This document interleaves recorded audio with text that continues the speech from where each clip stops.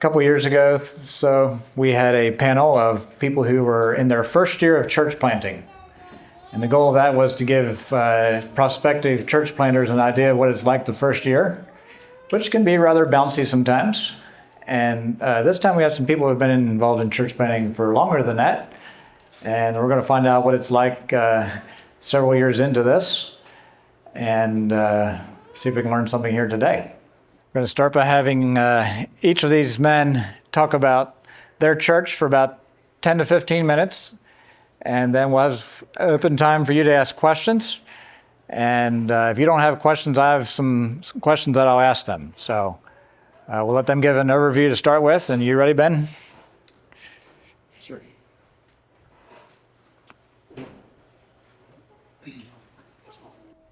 So I think all three of us do have a presentation, a slide presentation. So for those of you that remember the old slide projectors, had that really hot, dusty smell. So we don't have that slide projector, but we do have a fair amount of pictures just of kind of family life and what our church plant life was like.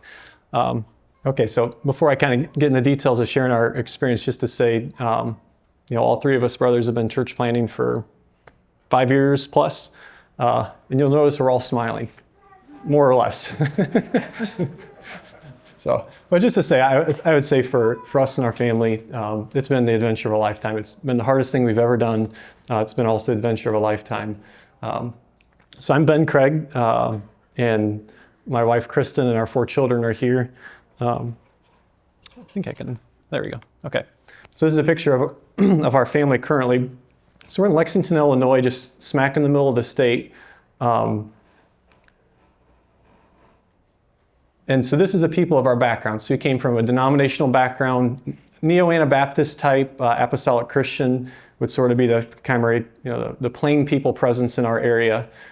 So this is my family, my folks and siblings. So you can see largely kind of conservative Mennonite type values and lifestyle. Basically culture of the German Baptists, of kind of that camaraderie, a little bit of dogmatism of kind of a nationwide or a Holdeman Mennonite type. So if you mix those together, that's pretty much apostolic Christian culture. So the question is, well, how do we get to a church plant? Why would anyone leave the castle for all the risk of a church plant? So I would say largely it was defined by what we wanted, what we believed in, rather than what we were against. So some of those things would be the gospel's for the benefit of the world, not just for the benefit of our people. That we want to have a culture that's not a fundamentalist culture, that's a Jesus culture. We want, instead of an elder-centric model, we wanted to be involved with the decisions of our path forward and things like that. So, a couple other things, but I think largely we just wanted to be able to move the kingdom of God forward. And in that culture and in that setting, it was just really difficult. And so we believed in more. Yes, had to throw in weekly communion because that's part of the vision. And we have one extra biblical expectation. You have to live within 5 miles of the community. So we don't like extra biblical, but we like that, so we're sticking with it. Is David Berceau in here? Okay, so he's not. So our church model was a house church. And we also basically all have to move to come together if we're going to live in the same community. So David would tell you if he was in here. Oh, there's David. David, can someone join a house church and move and do it successfully? So, I'm not sure I understand the question. So about 10 years ago, David had a message. I think it was on being an intentional Christian. And I don't remember anything from the message other than don't join a house church and move at the same time because it will not work. That was the only thing I remember from that message. So that's what we did. We're essentially all going to have to move. It's going to be a house church model. So as you'll see, what I'm sharing with you, David was 50% right in our journey. I'll spend the rest of my life proving that David was 50% wrong. Which is perfectly fine. So we had 4 young families. Essentially, we were all going to have to move. We had no church planting experience. We had no sending church. We had no leadership. So there's 1,001 reasons why this could go wrong. We believe Jesus was the only way it was actually going to work. So here's a map of in Illinois where we are. And if you can see all the little X's there, those are where apostolic churches are today. So okay, we had 4 of us coming from different congregations. Where are we going to choose to settle in on? So we just found a community that was sort of on the edge of apostolic land, no apostolic church in that community. It's about 10 to 15 minutes from an urban setting, just north of Bloomington Normal. So we landed in Lexington, Illinois, about 2,000 people. And so this is our family at that point. I think our girls were 10 and 11, 11 and 12. And one of our ideas about community was our girls are going to be actively involved in helping the other families pretty regularly, which we found out was a lot harder to pull off when you were 11 and 12. I think we had some unrealistic expectations. So we moved off of our 2-acre hobby farm, went from there, moved back into town, which for people of our background wasn't totally shocking. I was a town kid most of my life, so we had lived in town some, being married too. So, but definitely we were giving up the life we wanted out in the country for a life of following Jesus, because that's where we believed the work was. So year one was kind of the forming stage, getting to know each other, pulling our vision together, saying what's the culture we're trying to form. So once we agreed on that and actually moved to Lexington, it was largely just get to know each other and actually get to moving in. So I think we had one family that moved a couple different times. But I think in the first 3 years, between us 4 families, we moved 7 times. So 7 times we're getting the moving trucks, moving people around. Just a ton of work to set up shop and build everything we need just to live in our homes. So for sure, the first couple of years was just trying to get settled in to do life. Between us 4 families, we had 17 children. Average age was 5. 5 years later, we had 24 children. Average age of, wait for it, 5. So you can see where this is going. We largely did family life. So one of the brothers, his dad said, "Oh, you're turning Lexington upside down." It's like, well, give us time, all right? We'll get there. Okay, so we landed in town, and the best thing that happened to us, we just moved kind of right in the middle of subdivision. Best thing that happened to us is a gentleman that actually was our neighbor. He was raised in South Africa as a missionary kid. His dad helped during the apartheid years, kind of bringing that African community together. But he basically just started connecting us with the community, which was a huge blessing. If we could have chose like the perfect house or him as a neighbor, I think we'd go for him as a neighbor like every time. He was just an amazing person and really encouraging for us to try to, because we didn't really know people in the community, so he was really critical in that. And also just getting to know our neighbors. This is our neighbor Jeremy, a young family that lives next to us. So just started informally doing things together. Our church model was never to be holding signs on the corner, getting in people's ears, as much as just to get in the way of the community. To say like, hey, we're here. We think Jesus has something to offer, but we're going to show that by just as a family or as a church getting in your way during normal life and just interacting with you in ways that you can feel that love. And that's how the approach we've continued to do. So one of the ways we did that, our children did a kind of a bike safety camp thing that the local police put on. So again, just interacting informally with people. The next year, we kind of built a big playground out next to our house, primarily just so the children could have something to do, when we all came together as a church or for our children. But also too, just a little bit of a statement to the community to say, we're here and we're not going anywhere. This is kind of our down payment to say we're settling in here, we're setting up camp. So one of the greatest challenges that we had as a church, we all came from different congregations, none of us with leadership experience. We have to basically create our own culture. And so what does community look like for us? So, it's together on Sundays about 5 hours. On Sundays, a lot of just the children playing together. We did have some projects that we worked on together. But I would say, butchering chickens, that type of thing. We found out that's a lot harder to pull off than probably what we thought. It's at the end of the day, it's a lot more work to do it together than it is just to do your own applesauce at home by yourself. So that has been a struggle to do more and more of that. But we've wanted to lean into that more, especially as the children get older. But, occasionally, once a month, we do what we call a Kingdom Night, kind of camp projects, get together and sing, that type of thing to help make more of that happen. So that was the first year or so. That was the forming phase. And then soon after that went into the storming phase, which is sort of where all the fur starts flying when you start speaking into each other's lives. You get real with each other about things you don't necessarily totally agree on. You have personality conflict. You have to make a leadership decision. All those things was for us the storming phase. So one thing that we did have going for us is very early on we had an advisor, John Smucker, which some of you know from being here last year, that he was basically in the background as like our church authority until we had local leadership. And that was really helpful, kind of navigating the path to local leadership for us. And we all trusted him. We liked John. His co-elder was from apostolic background, so it was just really helpful. We had another single sister that moved in to help teach for one of our families, and so that we learned a lot during that time, learned a lot about each other during that time. We've had a couple different families that were seeking a church to join that ultimately, for their own reasons, did not.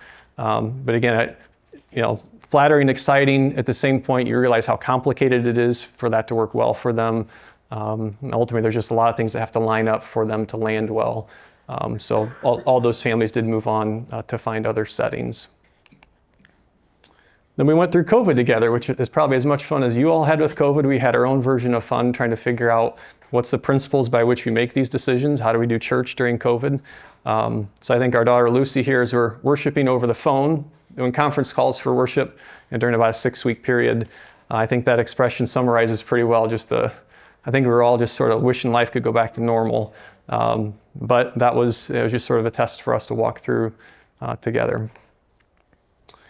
And then kind of rounding out that storming phase then, so after 3 years then, our advisor from Cheyenne did come. So we had a couple of months of extended fasts, prayer, kind of towards a journey for local leadership. So then him and his co-elder came out, and we had an ordination then for a local brother. An important point on that, though, that was helpful later on, which I'll explain, so I was ordained as a local elder, but our vision was multiple elders for us as a church. Well, we only had 4 brothers, so it didn't make a lot of sense to ordain 2 out of the 4. But until we had multiple elders, John basically would serve as a shadow elder. So if I went crazy or the church got crossways with me, John just could plug right back in and serve in that role and provide stability for the church to move forward. So we went from storming to the norming phase of kind of building our culture with joy. This is the best kickball game that ever happened in 5 years. I know it sounds really funny, but it was like a highlight of our church journey, just to seeing the church interact and the relationships grow. Families that didn't always know how to have fun were starting to learn how to have fun together. So that was really neat to kind of see some of that starting to kick in. And I would say by year 4, it just seemed like a lot of things were turning the corner on a lot of different things that had been headwinds. Each year we now go Christmas caroling around town, then we'll come back to our house. We'll light candles with real fire and sing Silent Night together. So that's part of the culture we're building. We think every culture should have heroes and holidays, and so this is one of the holidays that we celebrate with celebrating Passover together as a church, followed by a couple days of fasting coming into Easter. But at the same time we're trying to build culture, we're trying to build healthy families, and so we're not okay with like, oh yeah, we had such a great impact on the community, all these people's lives are so much better, but our children are miserable at home. They don't feel connected emotionally to mom and dad. So we had to keep doing a lot of just the normal family things. We have a neighbor that has an ice skating rink. We'll just do a lot of that as a family, that type of thing. We still go on family vacations. That's kind of an important part of how we try to do family life. We still see extended family. My wife's family is from Ohio, but at the same point, we don't see extended family near as much as we would otherwise. And so that's just a trade-off that we've accepted, just the reality, but we still try to stay connected at some level. And also in connecting with just other Christians in the area. This is a father-son camp out that our boys do annually with other dads in the area. We get them and their boys together and go camping. Our family's involved with, about 40 minutes away, there's a community choir that gets together, sings Handel's Messiah with an orchestra, and so our family participates in that. It's kind of an annual celebration for all Christians that we can get pretty excited about. Twice a year we have what we call Invite a Guest Weekend, so each family will have another family, generally from out of state, in overnight for the weekend. We'll all get together and spend Saturday afternoon or evening together, worship together on Sunday. So that's been a huge thing that we've really enjoyed. Per our earlier conversation about how do we build a connection, accountability, and all of that this has really been a good tool to work towards that. We've had some people just in our home, including for those Invite a Guest weekends.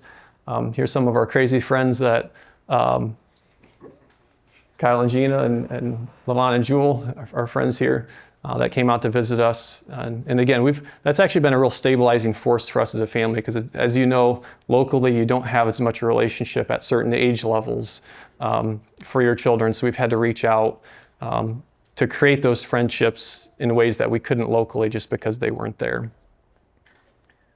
So here's a family from Cheyenne. This is the Smucker family from Cheyenne that we've get together with once or twice a year. The last thing that we've tried to do intentionally with Connection is the Cheyenne Church and us, because they've been helpful in getting us started. We had just some common interests in how can we work towards being connected as churches and accountable and grow and all that. So just an informal, voluntary, we do it because we want to. And so this is a Bible camp that we started once a year. We're going to do it in Omaha was the plan. Meet halfway, rent out a space, and just spend a couple nights together. And so this is, again, just a real time of joy and connection. It felt like for one weekend we came together and we're just one tribe. Some things we've been experimenting with, just how to create connection with the community, is our children do a little bakery, just a drive-through bakery. We're certified by the county that we can kind of bake low-risk foods like breads and cinnamon rolls and things. So we had a ribbon cutting for that 2 years ago. We're just open 2 mornings a week for 2 hours, so it just kind of slides into daily family life. Once a year at Mother's Day, we'll give away a free pan of cinnamon rolls to any mom in Lexington, so they have to sign up, and we'll get 60 or so moms that'll come through on Mother's Day morning and get their free pan of cinnamon rolls. And like, there's no strings attached. It's just because we're trying to bless people. But just by giving, it's actually opened up relationships and doors that otherwise we wouldn't have had. We're also, as a family, trying to use music as a way. This is our children playing at the local library. They recently played, actually, a local community church had a Mother's Day event that they played for. So we're trying to say music is a beautiful thing that adds beauty to God's world. Can we also use that as a way to connect with people in the community?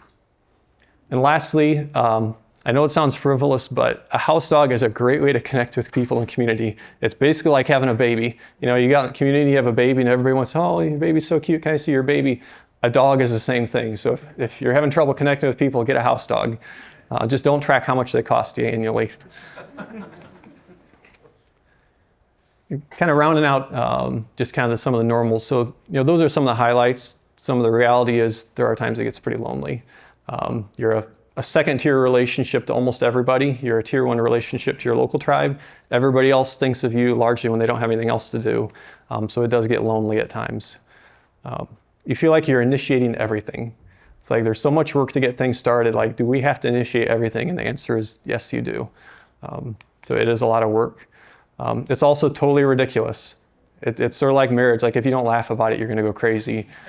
So that's been our experience too, is sometimes it's like, where's the adults around here? And that's just the reality of church life, just like it is in marriage. So just to wrap up a little bit with when I mentioned about David's formula for moving and starting a house church or joining a house church is a pretty tough formula. One thing that we've realized is in a church plant, that it's basically like a pressure cooker, that the Christian growth journey that you're on, which is Jesus is bringing you face to face with who you really are. Where we come from is we have all of our insecurities, we have fragile egos, we have great conversation, but we're not actually doing much. Our church cultures tend towards culture war or gossip, and Jesus says, okay, that's where you are. I want to take you to where you're fully human, where your life is a ministry, where you have meaningful interactions. That's where I want to take you to. And so ideally that happens over 20 years, and it just takes a while and you gradually grow into it. Well, a church plant, it's like, well, you get 5 years and it's all going to happen in 5 years. And so it's just really, really intense. And so it takes a lot of work and a lot of just vulnerability to be able to listen to that and embrace it once you see it. And so basically what we've realized is when we come face to face with who we are in a church plant, that every day you wake up and you have to make a decision. Am I going to continue on with all that work and all that vulnerability? And some people decide to opt out. It's just, gets too close to the kind of the inner garbage. It also sometimes is just too much work, etc. So that's just part of the formula for how church life works in a small church. So I'll be pretty brief here, but just to kind of round out just our church journey. So 7-8 months ago, basically church life was perfectly normal for us. There's always little church issues you're working through, but perfectly normal. But then kind of right at the end of the year, there was one of our local brothers just shared in a Thursday morning prayer meeting that his prayer request was just for a teacher helper or a fellowship that could provide the resources they need in that way. So that precipitated conversation, etc., that within a couple weeks, basically they had decided to move on. And so it did sort of come out of the blue, and we worked for a couple months to see, is there any way we could make this work? We didn't really have we didn't have any doctrinal differences. It'd be a stretch to even say that there was like spiritual issues per se. So as part of that, our advisor, John Smucker, we got to the point where our brotherhood function wasn't working very well to resolve it. And so we all actually wanted John Smucker, our advisor, to say, hey, John, can you come help provide some accountability and perspective on this? And his conclusions were, your issues are minor, these are normal, these are very resolvable, you just need to like talk through it. And largely share my perspective as far as, how we got to that point, what the root issues were. But unfortunately, we sat at the table of brotherhood hoping that the brothers that didn't see it that way would come to that table to work it out. And unfortunately, it didn't. And so we basically had a choice, which is we could continue on with our integrity of our church culture, but lose half the tribe, or we could keep the tribe together, but basically sacrifice the integrity of our church culture.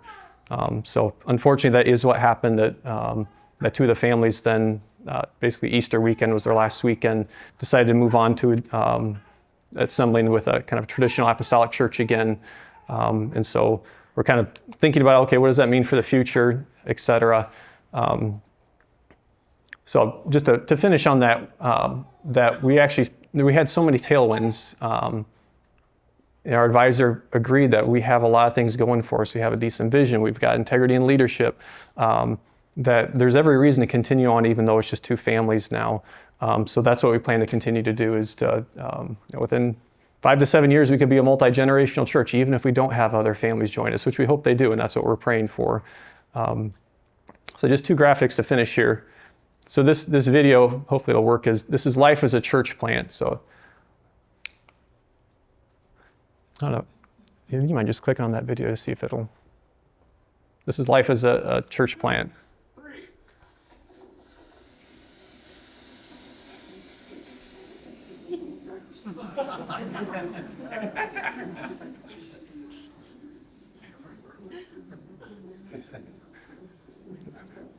So you'll notice it didn't go the way anybody thought it was going to. And the people that actually made it down sort of went down backwards. But that's basically the experience. That's been where we are. So we're not content with being kind of a wounded church limping into our future. We don't really see that's our reality. We don't see that as a healthy approach. So I'd say this young man's expression is pretty much how we're feeling right now, is, if Jesus is with us, like we're still ready to go. So I think that's all I have to share. Okay, thank you, Ben. And we're just trying to get a glimpse into these people's church planting experiences. So thanks. I think that gives us a good picture. And we'll let you go ahead, Kyle, when you're ready. All right, so I'm Kyle Zimmerman, married to Gina, and we've been church planting in Buffalo for 3+ years. It's not been quite 5. But we've had an interesting journey. It did kind of feel like the sledding experience, so that's a good visual. But we have 4 children. I have less pictures of our family, just more of the geographic area. But just to start off with the things we usually get as far as church planting in Buffalo goes, church planting can be like this sometimes in the snow belt. This was on a Saturday or Sunday, and we had to do church over Zoom because, the snow was too deep, but church planting is not always like that. This is also what church planting can be like. During that blizzard, a lot of the dishes off on the left were cooked by neighbors who were bored and needed help getting pushed out, or etc. We also, some of the pictures on the right have just been cooking with fellow believers, disciples, and just the joy that brings. But so we're located right in Buffalo, in East Buffalo. We've been there, like I said, 3+ years. We moved, it was 3 families. Moved in kind of the fall of 2020, spring of 2021. The 3 of us were coming from 3 different church backgrounds.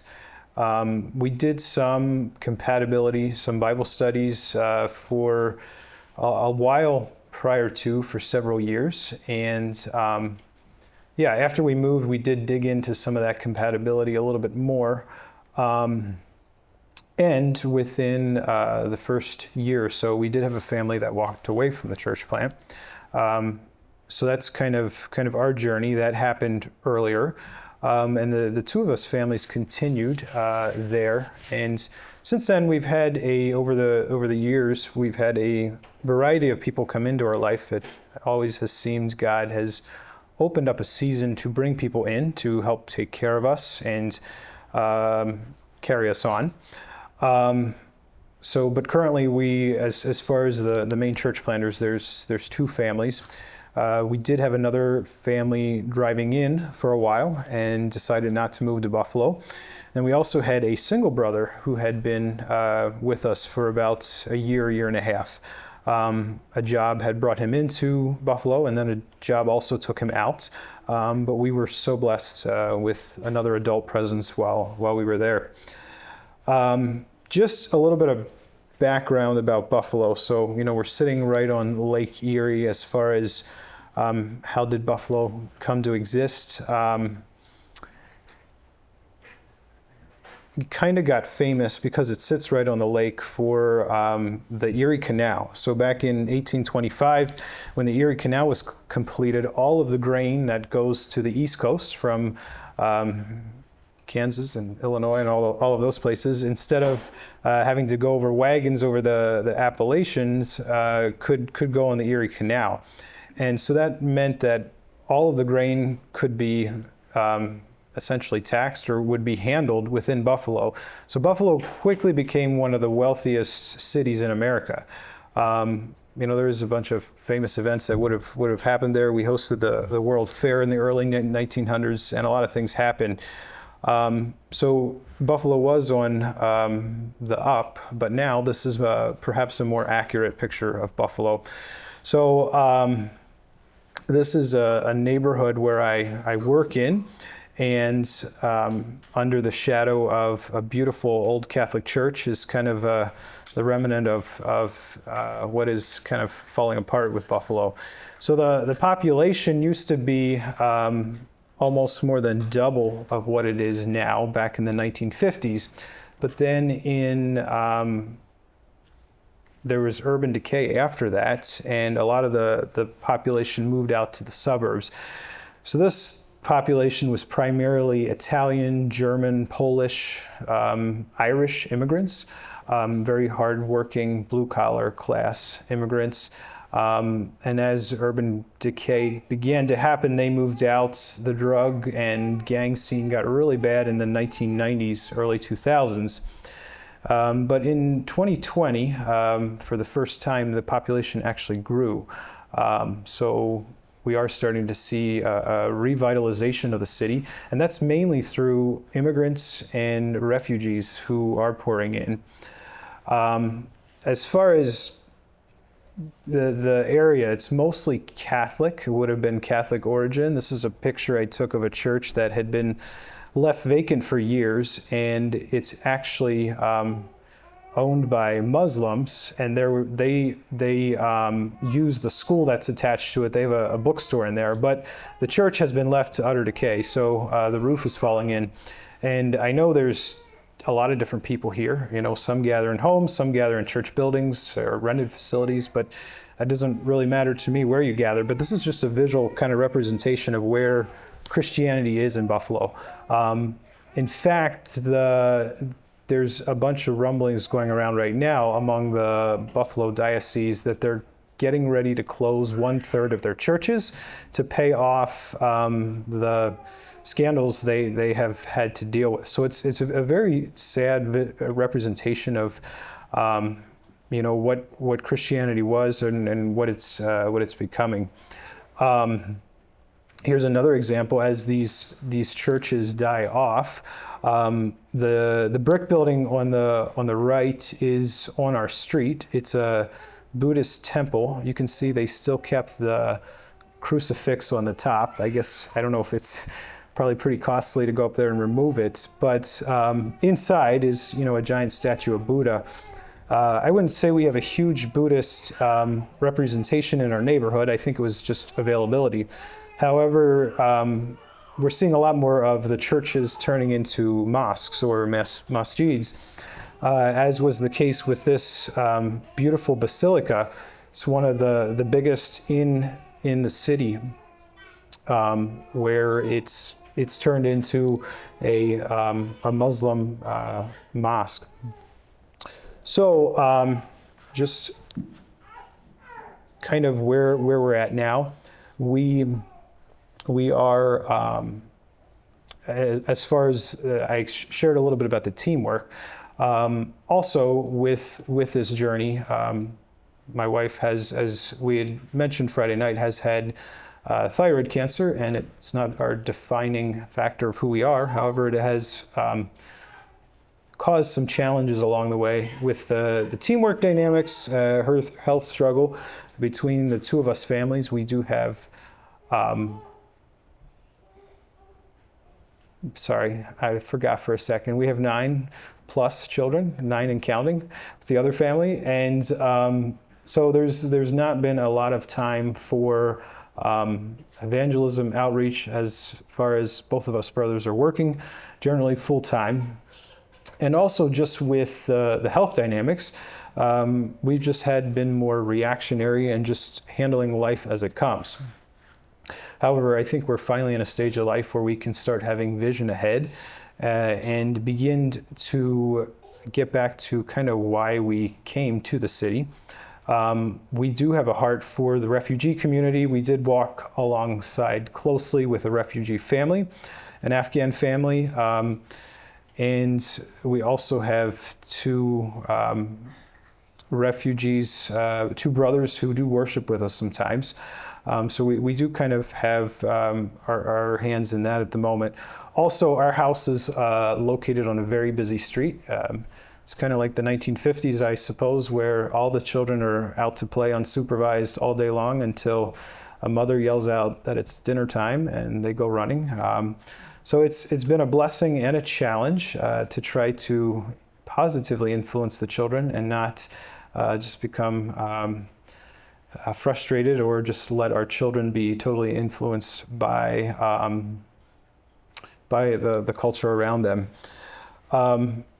Just throughout this whole journey, I think I'm just gonna wrap it up here.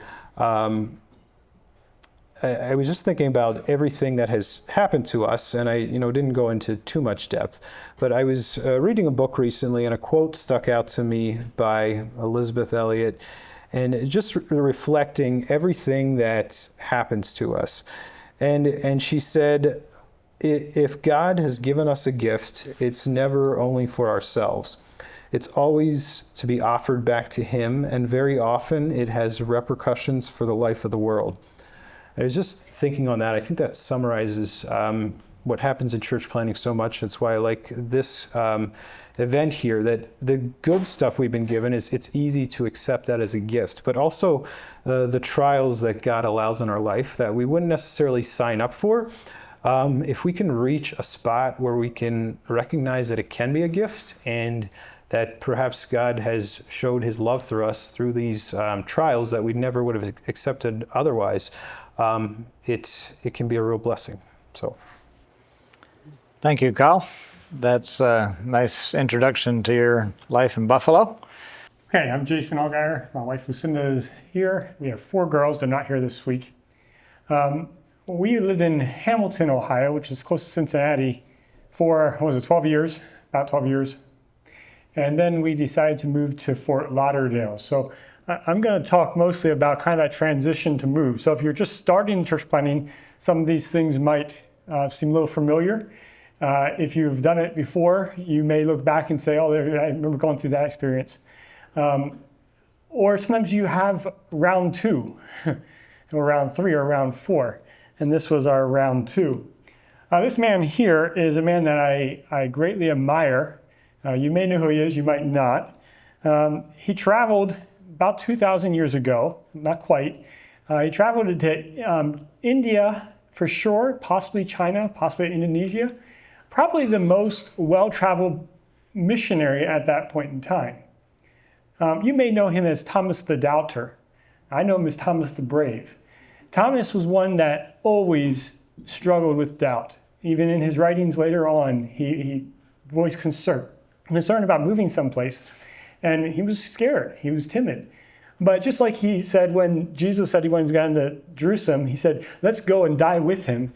That was Thomas's mantra kind of throughout his whole life. And he did give his life for Christ. So we were living in Hamilton in this house right here. It was about 2,100 square feet. Nice big house. It wasn't quite our style. We prefer something a little smaller. But it was a nice big house, not much yard, but we were at home and we enjoyed it there. About 2.5 years ago, we had decided to move, and we were exploring where to move, and we ended up deciding to move to Fort Lauderdale, Florida. Now, Florida's a long ways from Hamilton. Hamilton is up north, Florida is down south. And how do you get your things from one point A to point B? We had a couple ideas. This was the idea that I had, and that was a boat. The Ohio River is real close there, and I saw a houseboat for sale. And I said we could just move everything on the houseboat, float down to Ohio, down to Mississippi to the Gulf of Mexico. You hang a left, down around the coast, you pull into the marina, and you're home. I even checked into boat slips, and it really wasn't crazy expensive to get a boat slip. For $1,000, $1,200 a month, I could pull my boat up there and live there until we could find a house. My wife does not enjoy the water. She found all kinds of problems why this wouldn't work, including you've never driven a boat before. I didn't think that was a problem. I had YouTube. So we settled for a land yacht instead. Actually, Bob and Medea, they lived in this motorhome for a few years, and we bought it from them and moved into it. This is a little different than the house we moved from in Ohio that was 2,100 square feet. This was 300 square feet. And so we had to downsize a little bit. I don't have many shots from inside because we didn't have wide angle lenses. And in an RV, to get anything, you have to have a wide angle lens because it's kind of small and tight. So that was one of our views. We had 2 bunks right up here. And then over here, we had 2 more bunks. And then we had a bedroom in the back. We fit, it worked well, a little tight, but we were not planning on living there long. I was guessing between 6 to 8 months we'd be in it. And we ended up being in it in the north for about 2 months. And then we drove south, we were in it for just about 6 months. So about 8 months we lived in here. Our idea was, first of all, to move to this is just a couple tips. When you move to a new area, it's very risky buying a house from a distance because you don't know what you're going to get. You don't know what neighborhood you're going to be in. It's much better to get on site first. I didn't want to buy a house from a distance. I also looked at rent, and rent in Fort Lauderdale is on New York levels. I was probably looking at somewhere between $30,000 to $35,000 a year for rent, and that would have not been a mansion. That would have been kind of the bare necessities, and that seemed like a lot of money to me. So buying an RV, we could live in it for a while, and then we could sell it or keep it, whatever we want to do with it. Early in a move, you always have times of homesickness and times of not sure what you're here for. Mail was a highlight, and my mom is really good at sending packages, sending mail to the girls. So they sent mail. We live in an RV, so you don't have a mailbox, so we had a post office box. And if you ever decide to go on the road in an RV, there is a whole host of laws and regulations that go into being a legal homeless person. It's not easy. It's much easier to have a house than be a legal homeless person. But one of the things you had to deal with was what address you're going to have. You can't assign your address on your license to a PO box. It has to be a physical address. So there's lots of things that go into that. But yeah, mail was a highlight. Friends from Hamilton. This was Pastor Larry, a pastor that we worked with very closely in Hamilton. And his sister-in-law actually lives down there, so he came down to visit once. We just got so much support from our friends in Hamilton. Don't push aside the support from people outside our Anabaptist faith. And I have found in the last 15 years or so, the people outside Anabaptist faith have been our biggest supporters almost every single year. So take advantage of that. There's many Christians around who will rally behind you, and even though they're not going to necessarily support you, your church, or come to your church, they will rally behind you and support you. And if you give them some time and work with them. There, that was our first campsite, Cozy Campers. At this campsite, it was a place with a lot of long-term people, and so we had an instant community. As soon as we moved in, we had a community, and it was a very good place. The problem is, it was cozy. Our lot was less than half the width, or less than twice the width of our RV. And we have 4 children, and 300 square foot in the RV, 300 square foot out of the RV. We didn't know how long it would be until we were going to cause our neighbors a lot of angst. So we did find another campground. This one here was a large county park. And while we did not have that community, we did have a lot more room to roam. It was also much closer to my work. I could ride my bike from here to work. So that was a good thing. This campsite here was our favorite campsite right there. The only problem was they told us after 3 weeks we were going to have to move to a different campsite in the same park. Somebody had reserved this one. So we had prayed about it and asked God to let us stay. They're coming for 1 weekend. Can't they just put them in a different lot? And the administrator said no. So okay, we'll move. So we moved everything up the hill about 10 inches to the end of the campground. That's very important later on. And we moved to the next campsite. A couple weeks later, we had a sunrise service on the beach, and things were just starting to come to normal now. I was riding my bike to work. It was working out well. Work was a little bit stressful, a lot stressful. But church was going really well, and we were getting into rhythms. Everything seemed like it was starting to gel. And then that happened. We had 24 inches of rain in about 24 hours, and the day before that, we had another 6 inches of rain, and we got flooded out. Fort Lauderdale was about 50% underwater. I think they say about 100,000 cars were totaled, and we had 12 inches of rain around our RV. That was the next morning after most of it went down. The night before, it was up to about the bumper of the van, and that's a lot of water. That afternoon, they told us we have to vacate the park because they're going to evacuate everybody. More rain is coming, and they're scared what's going to happen, so we moved out. We had no place really to go. My boss said you can pull in behind the shop, and so we had this little lot there. Again, it's about not quite twice as wide as the RV, actually only about 5 foot wide in the RV, but it was long. We could get everybody in there. It was an okay place, kind of a commercial area. We had no water, we had no electric, we had no sewer, and it's a hot summer or spring day, so AC is kind of important, but we had none. We stayed there for a couple of days, but when we went to move, the RV had gotten a little too wet, and it started giving us problems. Here is myself and Mike, a guy from church. We were working on the RV trying to get it going, and eventually we did get it going. We pulled out, went to that campground for a few weeks, and then came back to our site that we'd gotten flooded out of, and we lived there for another about 2 months. And those 2 months, we had bought a house, and this is our mansion we're moving into. This one's 900 square feet, 3 times the size of the RV, and it felt big. And it was big. Well, so we decided we were going to back into the backyard and just work on the house while we were there. So that's what we did. Backed in. RV's taking up quite a bit of the backyard, but we're backed in there. The place was not very well kept. The guy before was a scrapper. You all know what scrappers are? You know what their backyards are like? And their driveways and every place else full. He was a scrapper. He had moved most of the stuff out by now, but there was still a couple loads there. So we moved in, hooked up, and I was hooking up the water and the sewer and electric, and all of a sudden my wife yelled, "There's smoke!" And I look over, and my back of RV is smoking pretty badly. I run over and killed the power to it. It was electrical fire, killed the power to it, and the fire went out. We were finally home, and immediately we were about ready to lose our home. That was a kind of tough night because I didn't know what else was wrong with the RV. It had gotten wet, and when RVs get wet, they don't like to get wet. And we were starting to see one after the next issue that was popping up ever since it had gotten flooded. I decided that, well, I'm not going to try to fix the RV. We turned the power off to everything we could turn off. I'm just going to focus on the house. The house was a little bit of a challenge. How many of you ever dealt with German roaches? A few of you. A few of you still have that experience to get you. You'll get there. They're in every city in the United States. You'll get there. German roaches are about that long, about 3/4 inch long. And when you see them, you want to eradicate them or they will take over. The people who lived there before had not figured out how to eradicate them, and they took over. There was probably a few thousand roaches in this kitchen here.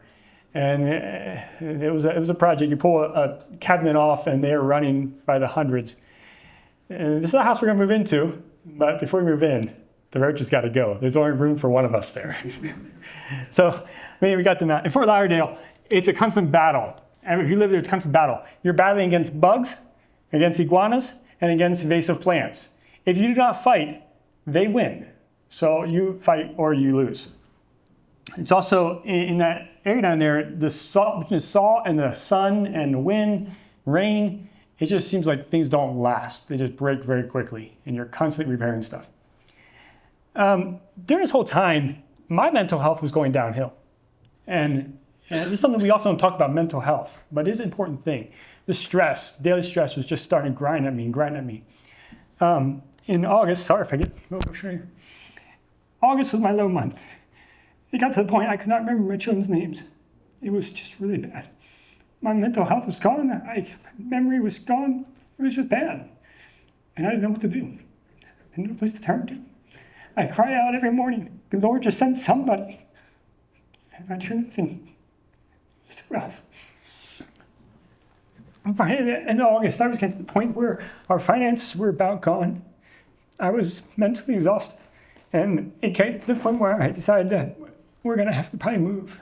And one morning I started making a list of things that have to happen in the house to get it ready to move.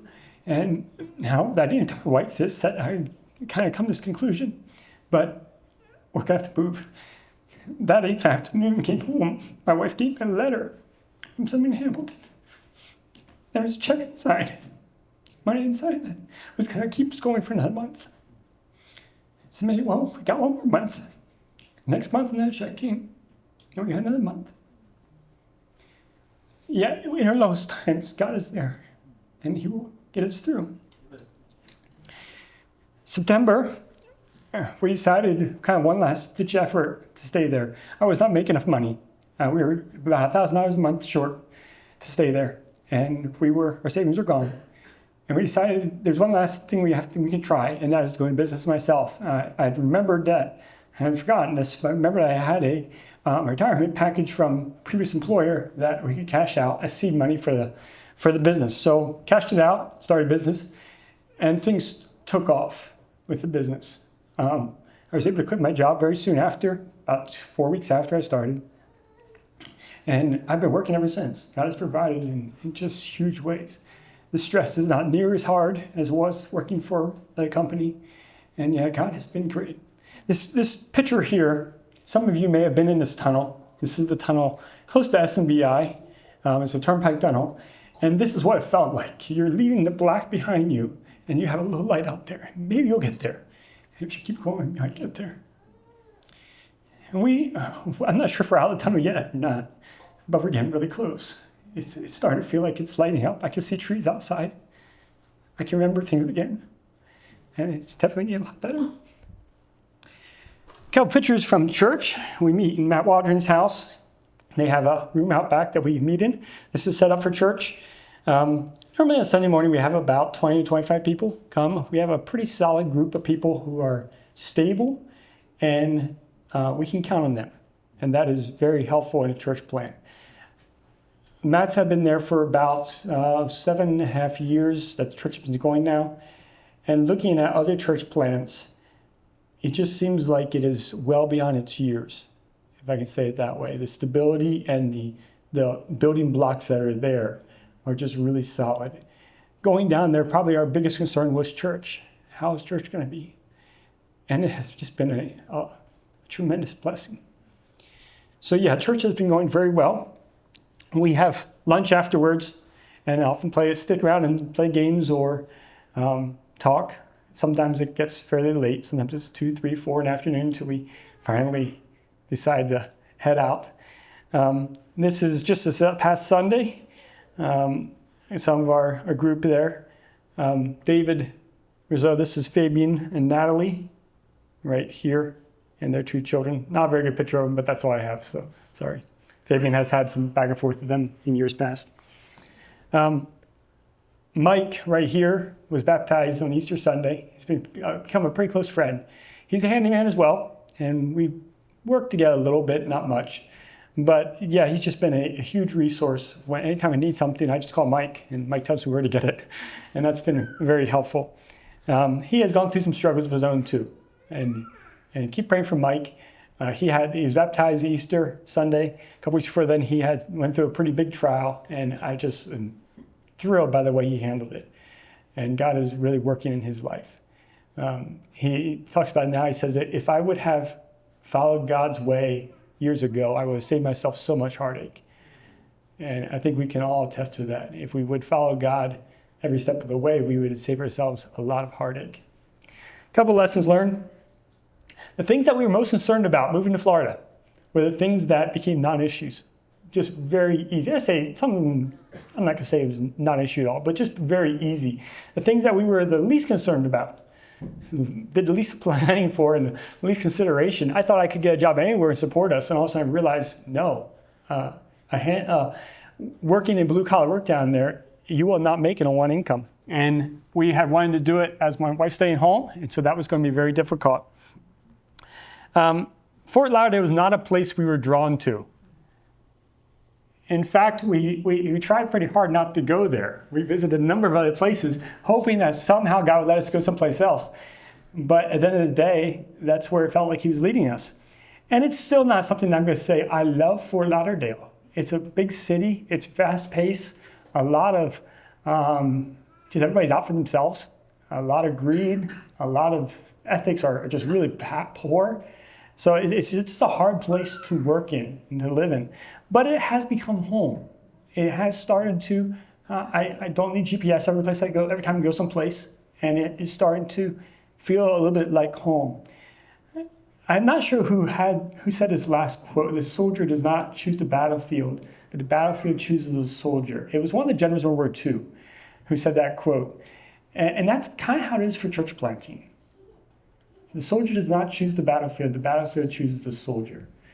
And if you enter into this world of church planting, if you work in ministry, God will direct you someplace to a battlefield. You don't necessarily get to choose. He will lead you. The culture there is very difficult, but where darkness is great, the light shines very bright. And we have had so many people in the last year that have come up to us and talked to us, and just much more we ever had. I shared my faith many more times in the last year than I did in the 12 years we were in Hamilton. It's just where the darkness is there, the light shines much brighter. You have many more opportunities. Pray for the gift of faith.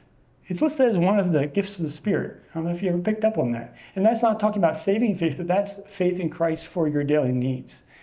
And while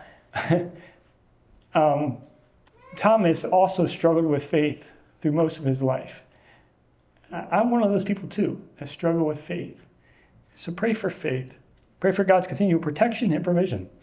Last week, it didn't really bother me because I've seen this before, but I found a bullet in the backyard. What goes up must come down. It was stuck in the border back there. It's the second one we picked up this year. I lived in Harrisburg or Hamilton before. I found them too.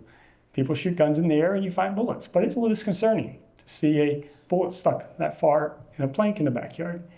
So yeah, pray for protection. It is a huge area down there with lots of needs. We really should have a Spanish-speaking church and a Creole-speaking church close by. We're not going to do it. We're English-speaking, and we're not going to reach into those communities. So pray for those churches to spring up. Haiti right now is very difficult for us to get into. And there is a lot of people who are interested in being in Haiti right now, who know the language, maybe even pastor churches there, but can't get there. So if you know somebody like that, put a nudge into them. Come to Fort Lauderdale or Miami. We have spent millions and millions of dollars and spent lots of man-years in Haiti, but we have never started a conservative Anabaptist Haitian church here. And 12% of my neighborhood, maybe 15%, are Haitian. It's a lot of people. A lot of people. About 200,000 people in South Florida are from Haitian descent. A lot of people. So we could really use a church there. So yeah, those are some things you can pray for. Spanish and Creole church plant to work alongside of the English would be very nice. Ernest? Thank you, Jason, for sharing about Florida and life there, and thanks for being vulnerable and letting us know about the really difficult challenges you had there last year. I'm sure everybody here will be thinking about that and touched by that, and it'll help us know how to pray for you. Okay, so if somebody has a question for one of these men, you can raise your hand, we'll get you a mic. And you can ask your question to one of these in particular if you like, or if it's just a general question, you can ask that, and then these brothers will speak to that if they have something to say on that topic. So who's first?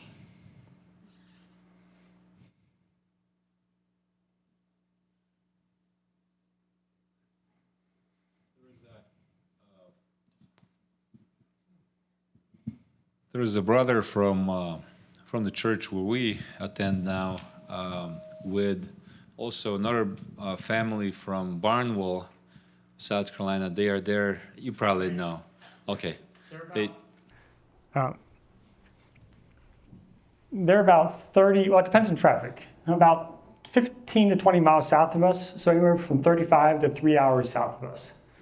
Yes, we get back and forth with them a fair amount. Because I heard that they opened up a Spanish, their services are in Spanish. And, They are, yes.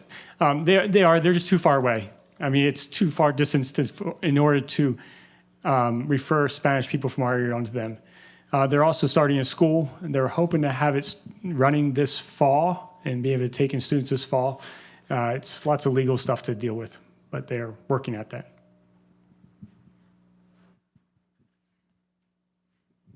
Okay, somebody else? By the way, I asked one of the brothers from there to consider coming here next year and telling us about it, so. I thank you for your testimonies. Could you describe the moment or time when you felt like this is that you felt called to be a church planter? So maybe I can answer briefly for us. I would say I don't think it was much a moment as much as it was kind of a 5 or 10 year journey to say, like there was a distinct moment in my life where I remember reading a book that basically challenged us as Christians to follow Jesus, regardless of the consequences, like whatever it means to follow Jesus, when you do that, I was like, well, I guess that sounds pretty Christian. I should probably sign up for that. But I knew in the back of my mind, well, that could actually mean someday getting crossroads with my church. Like, am I okay with that if that would ever happen? I didn't know what, but if it ever would I be okay with that? And so well, I guess that's what it means to follow Jesus. And it wasn't until 5 or 10 years later that kind of the kingdom of God, what that actually should and could look like, came onto the scene for us, that because we couldn't see it realized in our local setting or denomination, it was just what it was going to be, and it wasn't really looking for more as far as contribution to just the destiny of the world. That ultimately our path was going to lead out of that denomination. We didn't know exactly where. Kind of for a couple of us couples that kind of came together at the same point, we really needed to do something. And if we hadn't formed a church, we would have just plugged into another, probably church in the Midwest somewhere, been in different settings, but God just kind of all brought it together at the same point. So there really wasn't a moment in time for us as much. It was just a path that basically, the farther we went down it, it was just obvious that's where the path led to.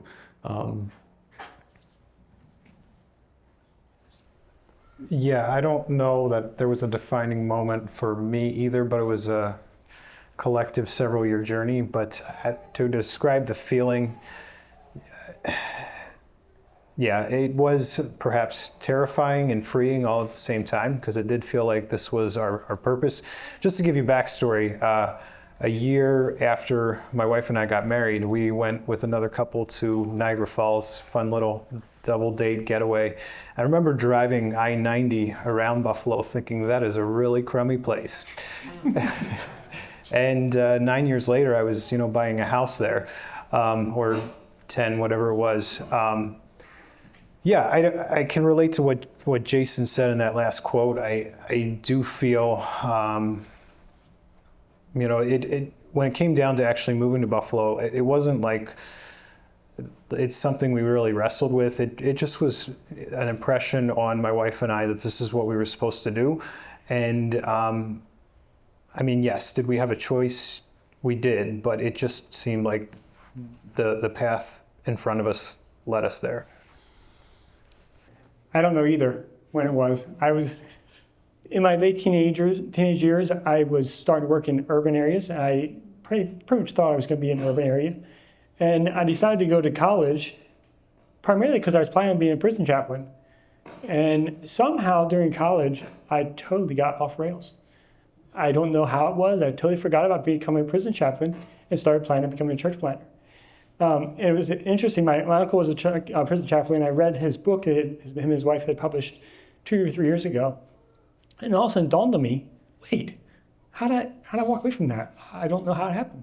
So yeah, I was going to college for a degree to work in prison chaplaincy, and I never made it there. I don't know how I got here. To be clear, though, we didn't become church planners because we ran out of everything else to do. So for me, it was a very defining moment, and it was in Brother Alan Roth's class at Faith Builders. About 12 years ago, I was kind of tinkering around with the idea, and the first class, we listed all the fears we had about being a church planter. And then he went and found scriptures for all those fears that made those not legitimate. And the next day, we listed all of the, what was it, Alan? Another whole list of objections that people might have to church planting, I think it was. And then we went and found scriptures for all of those and made those all legitimate. And when we were finished, I decided to be a church planter. Okay, who's next? So, Brother Ben, this is directed specifically towards you. I think on your very last slide, you had posted the dichotomy that your church plant faced. And if I have it correct, I may not be remembering exactly, but it was basically lose part of the tribe or part of the team or sacrifice integrity. Could you flesh that out just a little bit? So I think I use the term as far as have to give up the integrity of our culture, or at least make some compromises in that way.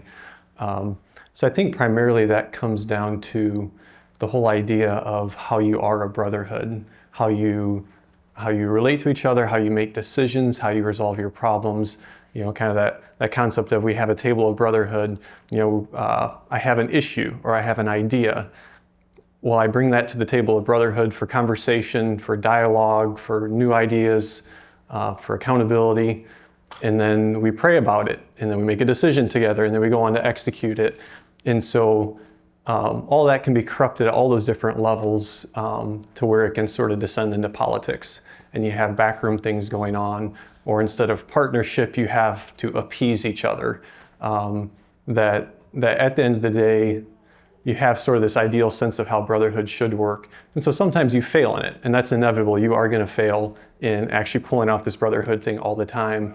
But to intentionally say, like, we know we failed, and we're going to somehow think that that's okay and that's going to be normal in the future. We're not going to call that failure for what it was. That if we can't own that failure for what it was and continue on and learn from it, we can't really continue on and say, yes, we really have integrity as a culture. It's just going to repeat itself. And I think a lot of us in our past, we've seen how church politics is the poison that kills the gospel as it's trying to go forth through the church. So hopefully that's vague enough you can't understand any of the underlying issues, that was related to it all. But I would say that would generally describe what I was talking about there. So is that helpful? Yeah, I think so. We can probably discuss it more in person, but because there's probably more specific underlying, issues that flesh that out. But yeah, thank you. And I didn't mean to put you on the spot if that was a difficult question. So I think each one of you said somewhere in your journey there that you felt the Lord was telling you or showing you to move and start the church plant in a particular area that you started in. I would be curious as to how was that revealed to you, or how were you confident in that your decision was really what the Lord wanted you to do? And then maybe a follow-up to that would be, how did that affect you when the going got tough? For me, it was slam doors. We had a number of places we were looking at moving to. We had prayed about it, fasting about it for about a year or more, and decided we were going to move. But where? It's a big country, and we're pretty sure it's going to be the United States, though there was one spot overseas. And it was during the COVID year, we wanted to go visit them, but that country was closed. And it was closed for about 2 years. That was Australia. They still need people there. That one closed. And then we started talking to other people, and just door after door after door just closed. Like I said, I didn't want to go to Fort Lauderdale. But as doors kept closing, we had to keep saying that, well, maybe God is leading us there, and that door is still open. So and we finally decided to go, and it was amazing. Within the next 3 months, 3 different doors that had closed earlier opened back up. Well, why were they closed when we were looking there, and then afterwards opened up? That was very reassuring that we were supposed to be there. Because when we were trying to go there, God said no. They still need people there in those places, but God closed the doors to us going there. Wayne and Betty, when I was just talking to them, Wayne and Carol, I was talking to them a little earlier. Somehow, they never crossed our mind to go there while we were looking around. It had been such an easy transition. They were in our backyard 2 hours away. It had been a piece of cake. It had been great. God didn't even open our minds to the possibility that we could move there while we were looking around.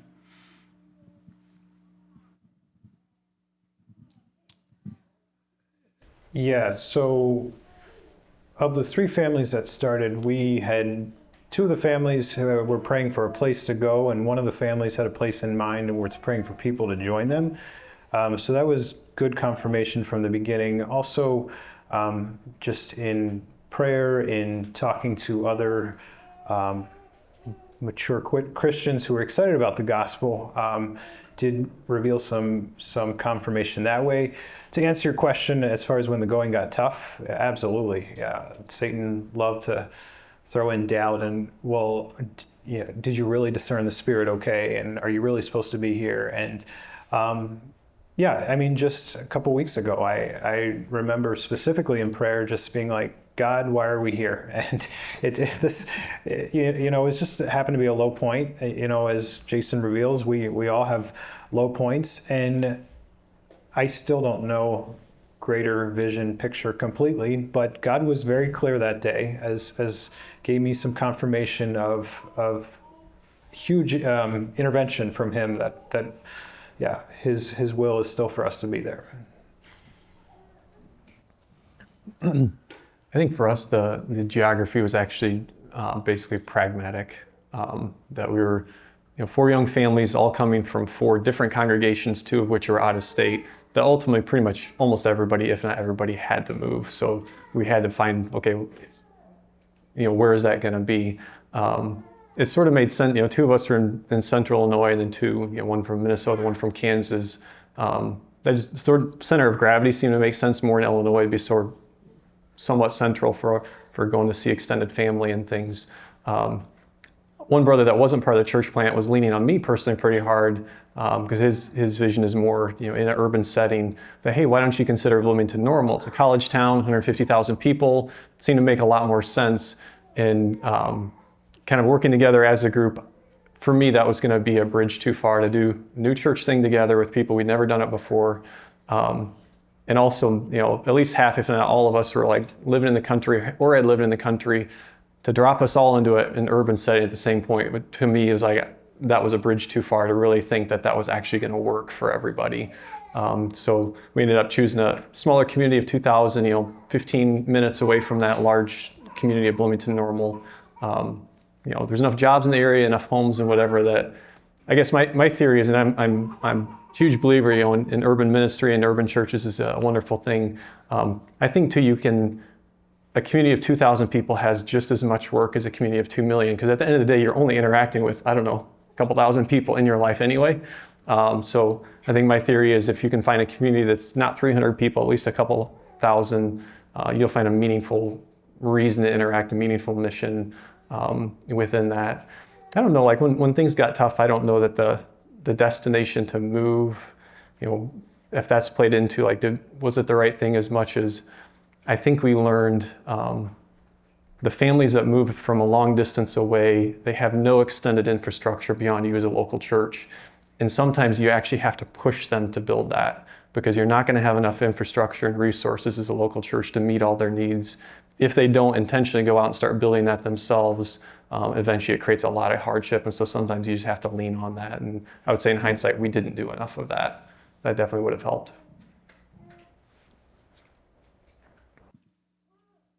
Okay, I have a question here for you all because we have some people here that are thinking about forming a church. They're in the formation stage. If you could redo the formation stage of your church, what would you do differently? That could be the one you're at presently or one you've done in the past. If you could redo the formation stage of your church, what would you do differently? If not anything, then you can just say that.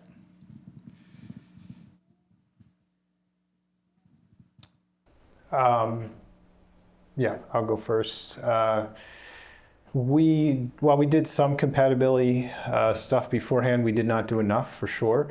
And also, compatibility can look completely different once you're doing life together. Just something about being on site and what you dream of versus reality often is very different.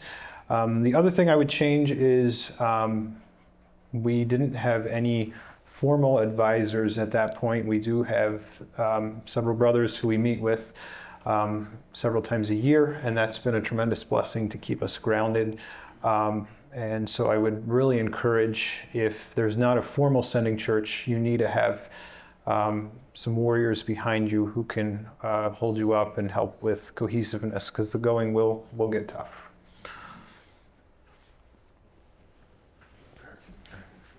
Where we're at now this might not apply so much because we are second couple in joining a church plant. The last one, I think I would say, definitely we did not do enough work ahead of time getting to know each other and getting to know each other's vision and maybe worldview. That would have helped a lot to get to know each other better beforehand.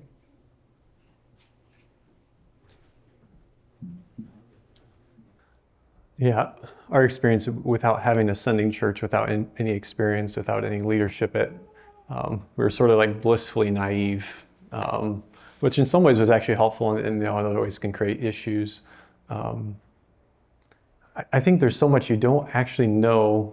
Like, we don't actually know who we are until we show up and actually go through things together. And I think I'd love to have some sort of assessment. I think like actually partnering with some mission organizations that have some assessments, I would say in hindsight, would be really helpful. I think at the end of the day, though, you're still self-selecting. Here's who I think I am, and you don't really know until you show up. And I think that's just what's inherently hard. Is like a couple of years ago, we visited a church in Ohio. And it's a decent-sized church, and one of the elder brothers there just shared with me that we basically have a core team in this church that basically no matter what, I can count on these brothers are going to be there for me. And we're kind of watching out within the church for the issues. And they're not necessarily all ordained or anything. It's just they have a core team. And I would say if we did it all over again, it's impossible to totally assess accurately, but I would want to know like who's the core team. Because you will have some of the church plant that, what you think of as commitment and what they think of as a commitment are different things. And it's going to be one of the most rewarding and one of the most challenging things you'll ever go through, and just to know like that brother's going to be there for me. So I wish I had better answers. I have more questions than answers on that one. Okay, thank you. Anybody else have a question back here? I could yell too. If any of you guys have any thoughts, because I've thought about that thing, Brother Ben, you had said as far as like a core group, and that's what we're hoping to form as a core group. But if you're not establishing leadership, even some kind of temporary leadership, how do you avoid the, I don't know if anybody has an answer, how do you avoid this idea of us and them, or kind of like the real church and then sort of the people that are just, and I'm talking about other people coming and committing, coming to, whether they're coming to Christ or whether there's other people, I'm not opposed to talking to evangelicals about the kingdom of God and about this theology. I think it's the right way to follow Jesus if we do it humbly. But the idea of the core group and the ones who are really committed and the ones who are committed, but how do you avoid this sort of two-tier idea without getting into the, you guys are all the same background. I got it. I'm never going to really be a part. Any of you guys have any thoughts on that?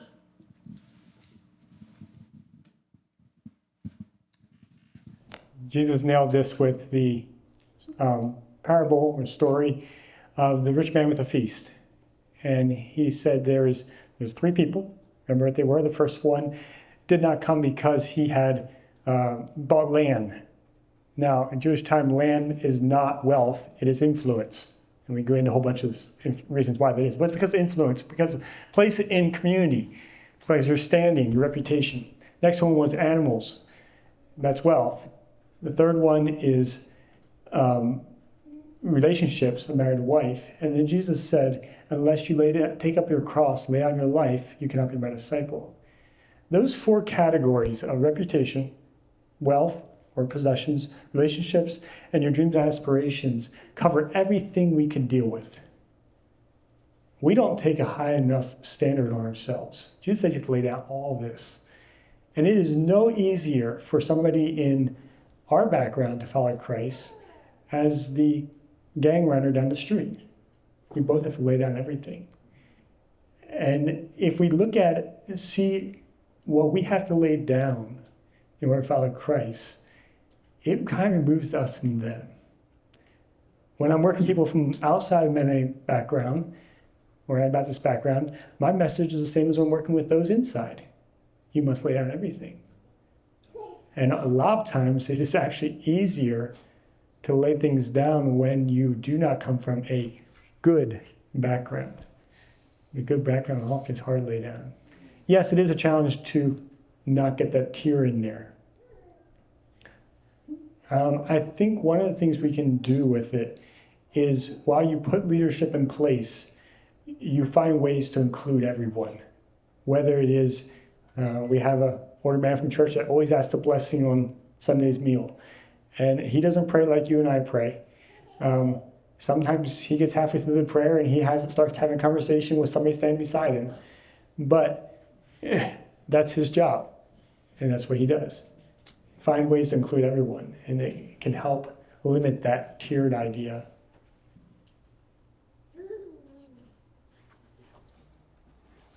Yeah, I would say, Micah, to your point, the issue with tiers or classes in the church, kills it. So I think for me, this is more just a functional, pragmatic, for example, the brother in Ohio that mentioned, that's functionally how he thinks about their future and just kind of keeps track of issues. I don't think his church knows that exists. And I think to me, that would be kind of the model, is that, and maybe even like other members of the core team doesn't know it exists, but functionally that's just how it works. It's the same way too, in the early years, you don't have ordained leadership. You still have leadership.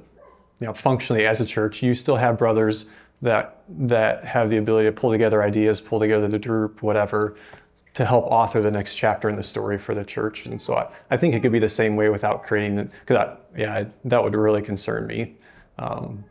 If someone felt like they were on the outside, it's almost like a different function that we just think the church can continue on even if 40% of the church, we don't know if we can count on for sure. We know at least 60% or whatever we can. So. Okay, thank you. Somebody else? So I think there needs to be a distinction between leadership as spelled out in the New Testament. There's qualifications for leaders that should be met, versus a commonality that we're all on the same page, we're all human, we're all struggling with the same kinds of things. So somehow, even though there are qualifications for leaders, there also needs to be a sense that they're not on some different plane. I remember one lady we had been discipling for a long time, and she wanted to be baptized. She was struggling with the fact that she had a bit of doubt about whether there was one true eternal God, as she was being expected to give testimony to if she would be baptized. And I said, oh, well, she said she was like 95% there, 5% doubt. And I said, well, I've had a lot of doubts, and I've struggled with faith issues in my life. So getting to the point of, of 100% no doubt isn't necessarily what we're aiming for. And she's like, really? You have doubts? And on the way home that evening, we talked about some scriptures about God and so forth. But on the way home that evening, she said, if he's got doubts and he's still following Jesus, I can too. And that's when she made the decision to move forward. So somehow you have to be able to connect at that level and not try to say, oh, yeah, you shouldn't have doubts. You know, that's unspiritual. Just one example.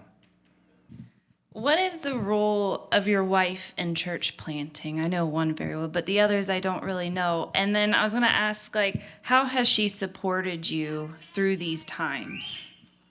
So, being two families with 9+ children between us, the role of our wives is as they homeschool. So until we homeschool and host church, that takes a huge proponent. I often say I go to work, and I think my wife works a lot harder than I do when she's at home. But also as far as in our particular setting, Gina does take the role of neighborhood mom, probably more often than she would like. But aside from playing in the street, our yard does host a safe place for children to play in. So often that kind of is where she finds herself, is helping out the neighborhood children as best she can to have a safe place to be and to play. With church planting, with our group is small, not saying we would never meet in a church setting, but as we host church in our house, that takes a lot of work and a lot of undertaking as well.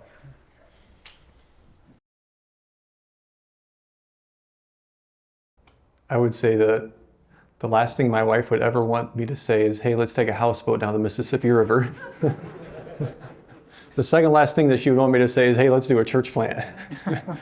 But having said that, she's much more like normal life, knows what the plan is, risk averse and all of that, which is like the opposite of doing church planting. That in spite of that, that she's been a tremendous support, and at no point has, that we're doing the wrong thing, and even though we, moments you have fears and things, that, I've always felt the support of her. And I think too, just like, this is our calling that she's thrown herself into. Like, we're not just there in town doing our family life, that she's there at the library with the children, meeting people at the library, just however she's doing ordinary family life, she's also using that to connect with the community, to where her and the children know like way more people in the community than I do, which has been huge. And I think too, I would say that in two things, in a lot of ways, she's helped try to pioneer for the other sisters in our church. 50% of our church came from dysfunctional family life as a child.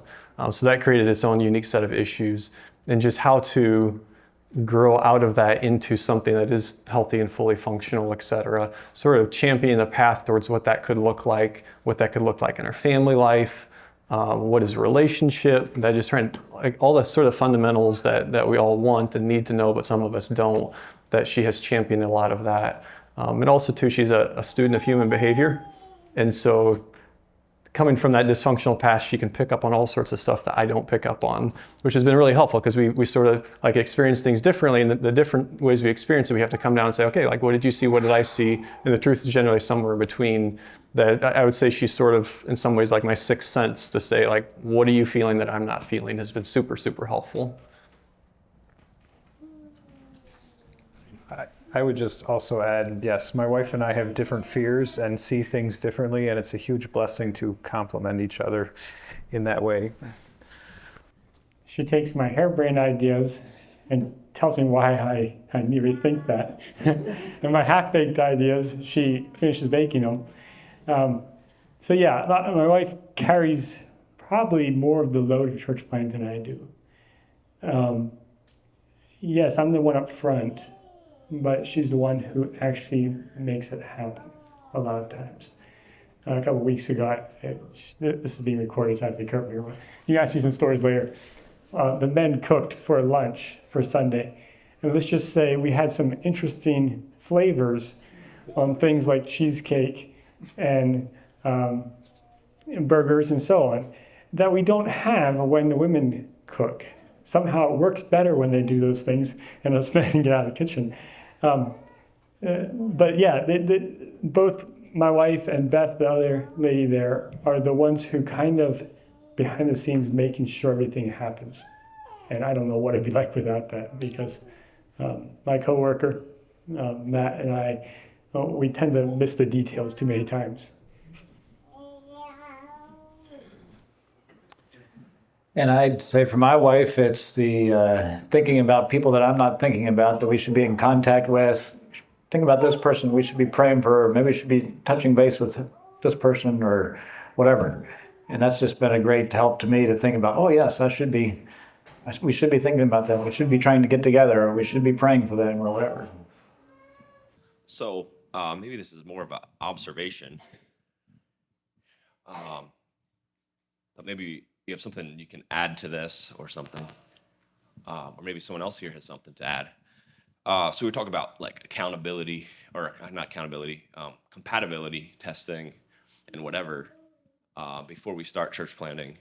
And my mind went back that graph that Ben showed us, that arrow where we figure out who we are, or I don't quite remember the wording on that, bright green arrow there, going left to right, uphill, and how we, become who God makes us to be.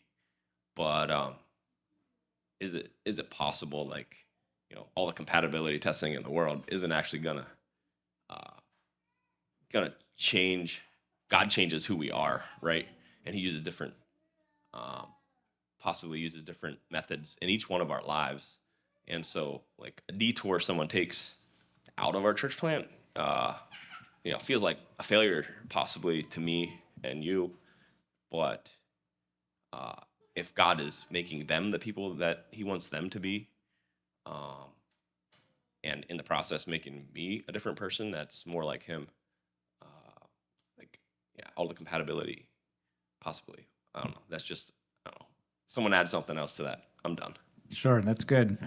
So, yeah, just because you do compatibility testing and think that you're compatible doesn't mean that you necessarily are.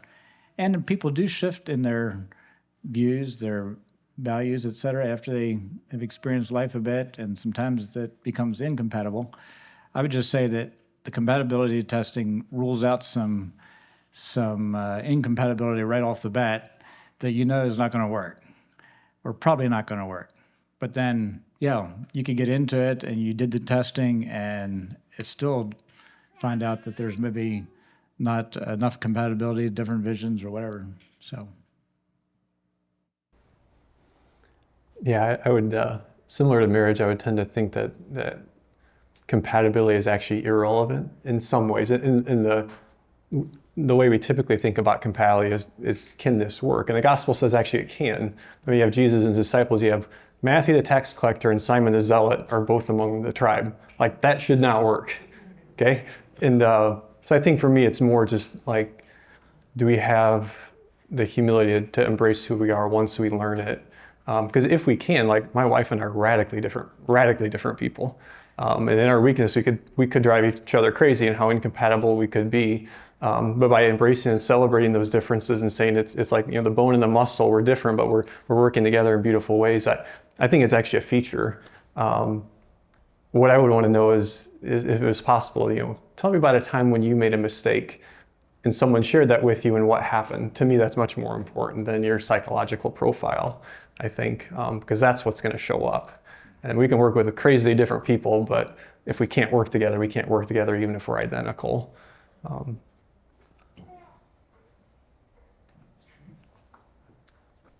Until you understand, the way somebody's thinking through something makes sense to you, you have almost no chance of impacting them. And this comes from working with people outside the church as well as inside. Until that homeless person, the way they think through things, as long as you think that it's just odd and weird, you're not going to be able to impact them. You have to be able to understand why it makes sense to them. People do things they think are rational. And compatibility testing is not so much about are we compatible, but why, or how are they thinking that seems rational to them? And how are we going to work with that? How are we going to operate in a way that we can understand their rationale for things? So it's not so much about are we in or are we out, but how is this going to work together? And yes, you may find out during compatibility testing that, this is actually not going to work. We're going to have to not do this. But that's only 5% of the job of compatibility testing. 95% is to figure out how this is going to work. All right. I'll let you do this. Here is your final question. Where would you like to be as a church in 5 years if you could make it the way you want it to be? And this is dreaming, of course. God has ways of redirecting our dreams and answering our prayers in ways that we did not intend. But just curious where you'd like to be 5 years if you have a bit of an idea. Well, in 5 years, I hope to be back at Church Planters Forum retreat again. But in the meantime, I think obviously, like how I would have answered that question 12 months ago is a lot different than it is now. Just we've had to sort of retool and adjust what the path forward looks like. A year ago, I'd have said, in 5 years, I would love to do another house church, maybe either in Lexington or another nearby community, and to sort of keep building out kind of an informal house church network that can support each other, et cetera. So that's probably not going to happen in 5 years unless Jesus knows a lot of things that we don't know yet. But I think if we could go from 2 families, within 5 years to much more fully functional, 5, 6 families. I would say just in the last year, the local community has really started to open up in ways that we weren't totally anticipating. So we have no idea where that's going to go. But I think hopefully only in good ways that that those relationships could yield something. And I think too, we're still in the very infant stages of trying to build out the extended network, with people like you. I expect in 5 years that will be a lot more functional than it is today. We're just taking baby steps today, but it has been a stabilizing force already amidst our own little crisis, and I expect it will continue to be helpful going forward. Yeah, so over the next 5 years, just looking at Buffalo's current state, the needs are so great just within community, within people that we know, that we have connection with. Just knowing just further discernment on what projects to take on, what to direct our ministry towards. I'm hoping to get further clarity there and also just grow the team, either from in or from the outside, just to be able to, share some of the burden that we feel there in the local community. Number one, I'd like to be able to abolish the church planting team, meaning that we're no longer a church plant, but we have some local leadership and we have a leadership team. I would like to not be on that team. I would like to be able to pass that leadership off to somebody that's local there. So that's 2 things right off to the bat. I think we need to do a little more work with gelling as a brotherhood. I had a conversation with 2 men this past week about, said, I know what my relationship is with you, but what's your relationship together? At this point, it's still coming through us, through Matt or myself, is the way the relationship's going. And that has to change. It has to be that we could step out and they would still be brothers. And at this point, it's still a little weakness there. It's changing. It's definitely growing. But yeah, I'd like to see local leadership develop. I'd like to be able to take more of a backseat approach to it and be a supporting role. And I would like to start seeing some talk about how do we start the next work, whether it's just a Bible study someplace, whether it is working one of the people's neighborhoods, working in the neighborhood, how we're going to go to the next step.